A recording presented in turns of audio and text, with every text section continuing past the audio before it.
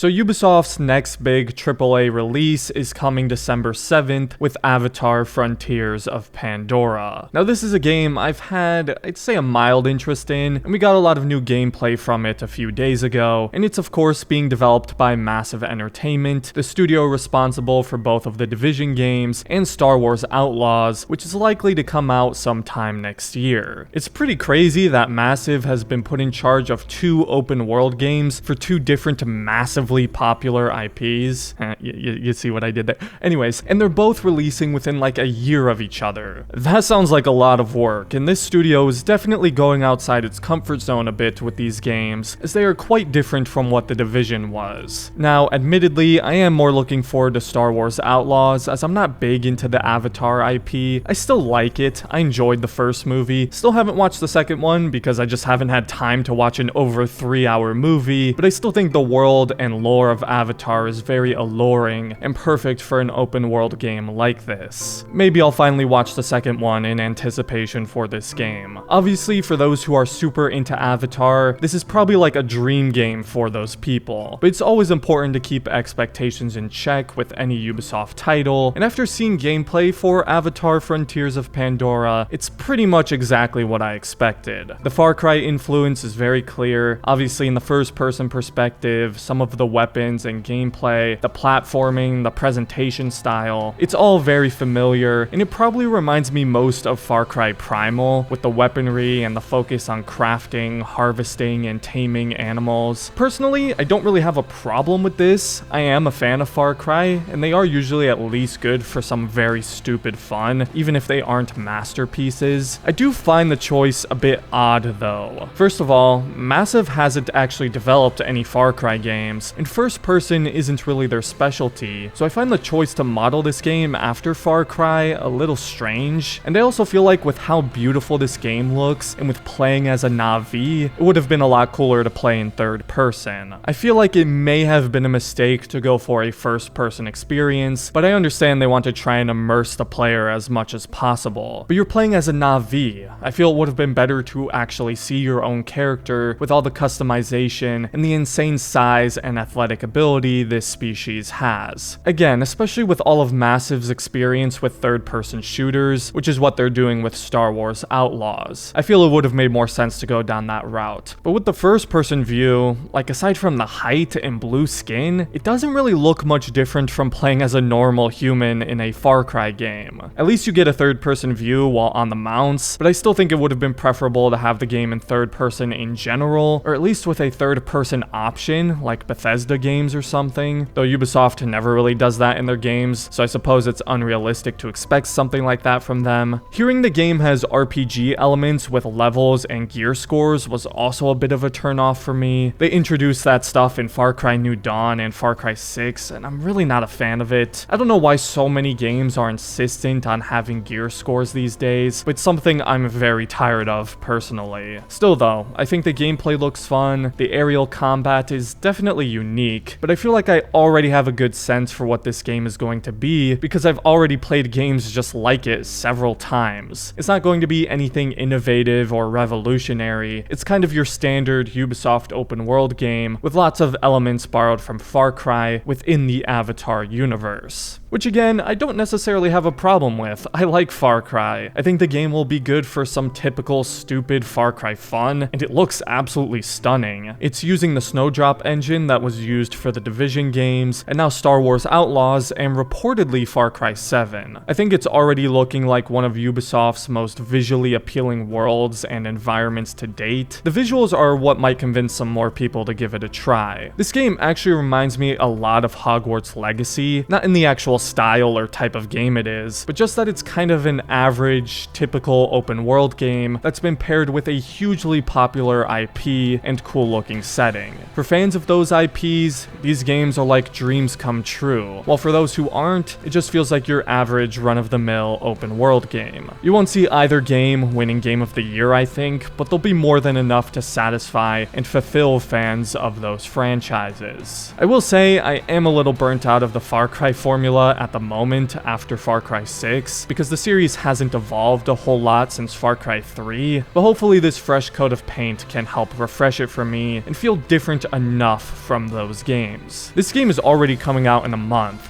I don't feel like it's been marketed particularly well, considering I almost forgot about it until that new gameplay started coming out, but I do think I'll give it a try and play it. If not for the gameplay or the story, then at least for just this gorgeous looking world and setting. But that's how I feel. Let me know what you guys think of Avatar Frontiers of Pandora, and do you think you'll be checking out the game when it releases on December 7th? On a little side note here, 2023 has been a really stacked year for games, like the most it has been in quite a long time, I feel like. Should make the Game Awards interesting this year. But as always, if you enjoyed the video, I'd appreciate it if you left a like and considered subscribing to the channel if you're new. Special thank you to my members for supporting me, and other than that, thanks for watching, and have a great rest of your day, everyone.